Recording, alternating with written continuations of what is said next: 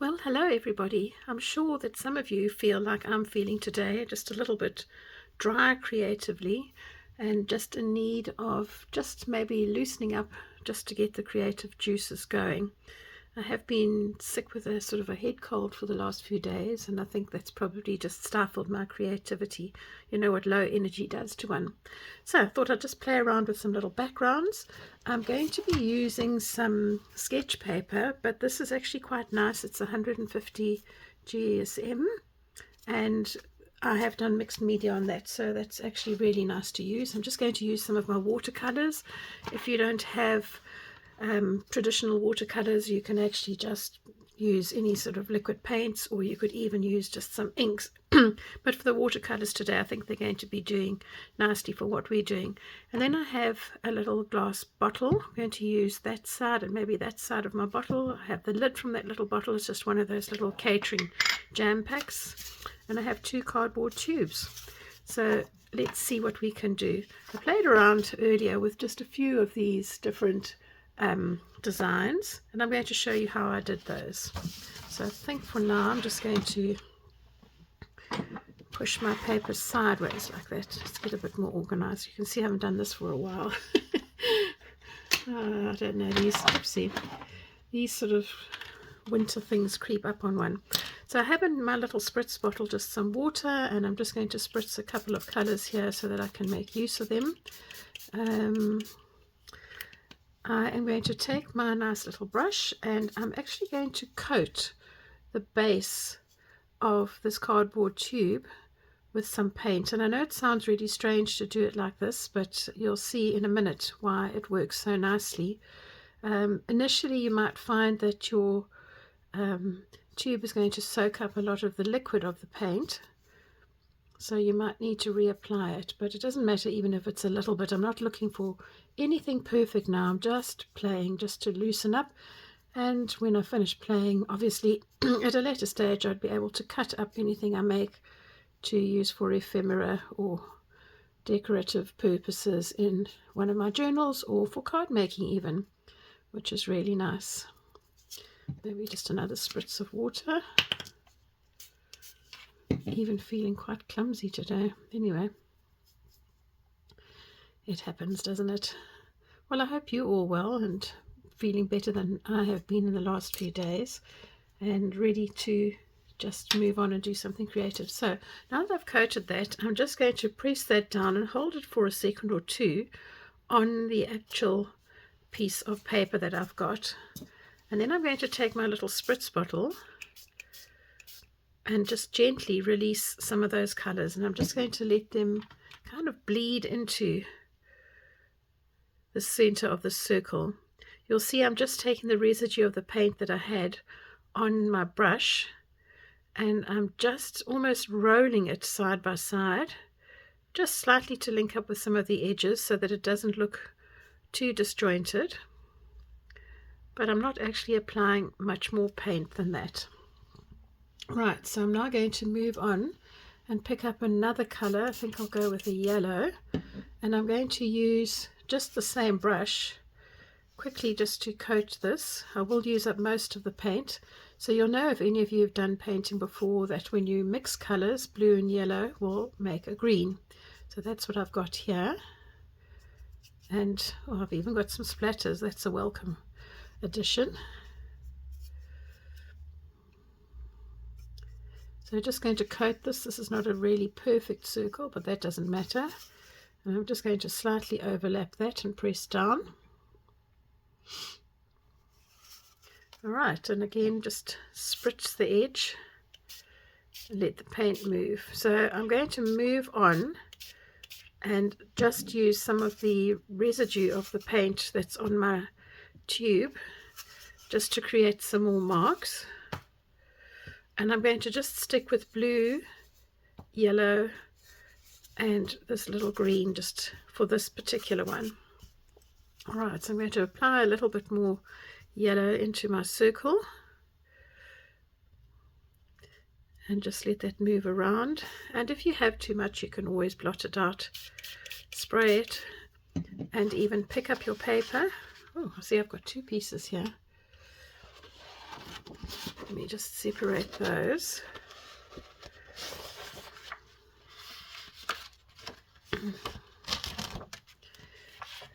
So you can even just pick your paper up, and where the water is on the paper, you can allow the inks just to spread around. This is the joy of watercolors, that they will move. Oopsie, I'm really not doing well today. Alright, so I think with this other piece of paper I've got here, I'll just blot that up so we don't waste that. There we go, nice little blob of colour on there. Cool. So I'm going to turn my paper around now, and I'm going to work with a slightly smaller shape. You'll find that when you're applying the ink onto these glass containers, it's not as easy to get the ink to sit. You need a slightly thicker consistency, and you won't get a solid circle shape. So that's also right. So I'm going to just press that down, and each one will be different.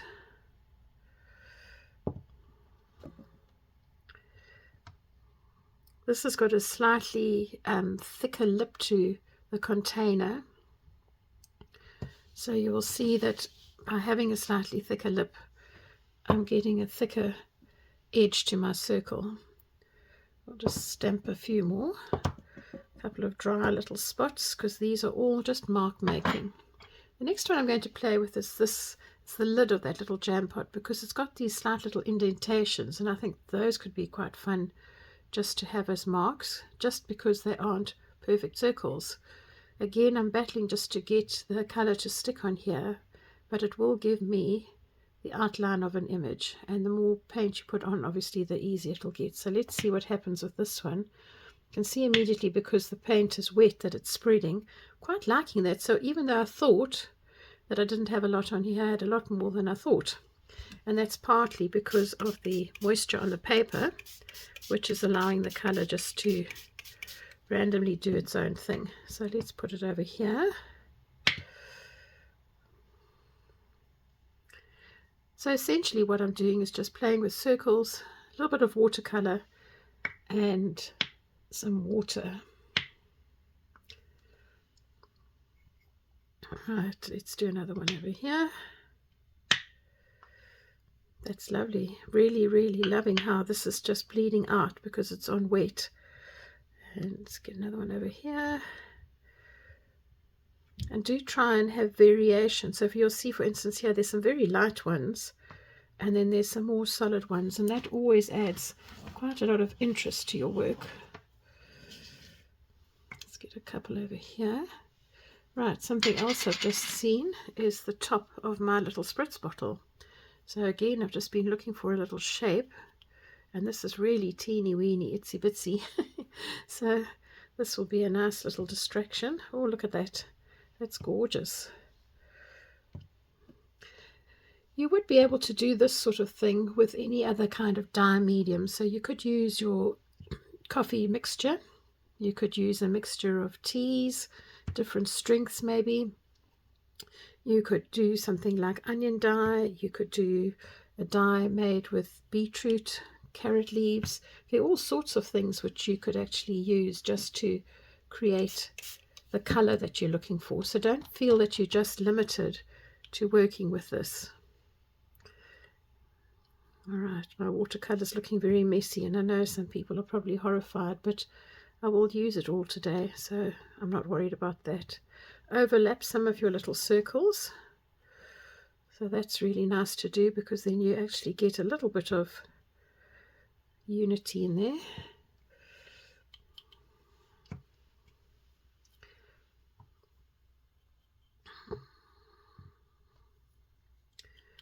Probably need one down here somewhere, hey?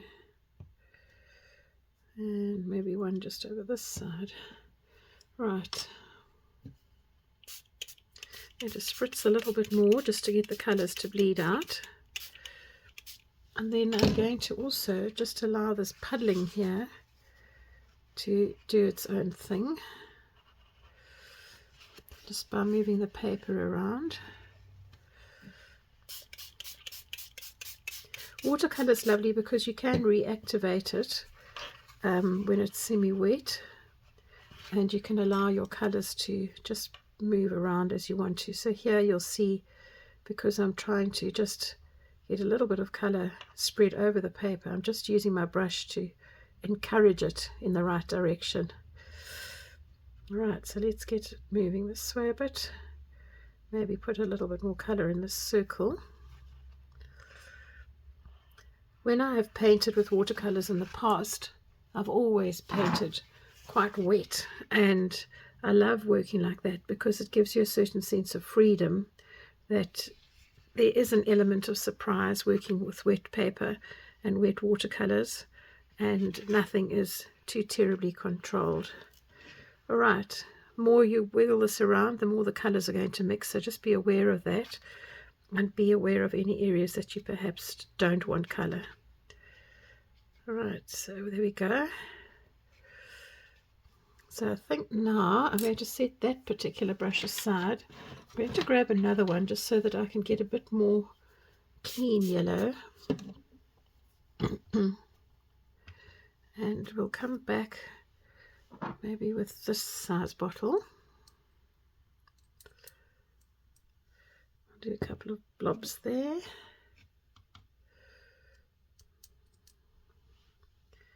Maybe one here.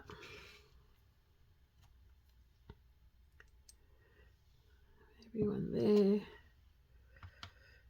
Probably one in the top right hand corner, I would think, just to balance it out a little.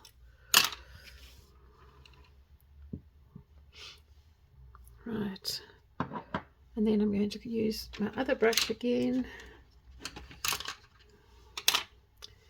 and I'm just going to go back and do some really small little circles with my lid from my spritz bottle.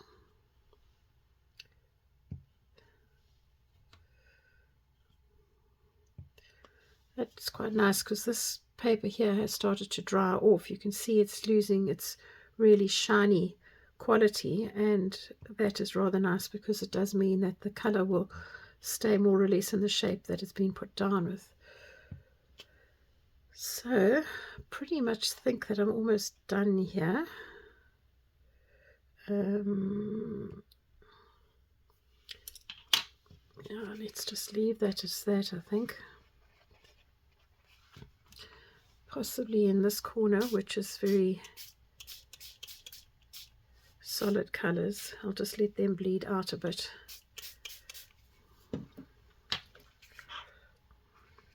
Right, so I'm going to leave this to dry, and when it's completely dry I'll come back and show you what it looks like. But for now I think that's enough, and I think that we will have quite a lot of fun playing with this once we've actually got it all nice and dry. That's lovely.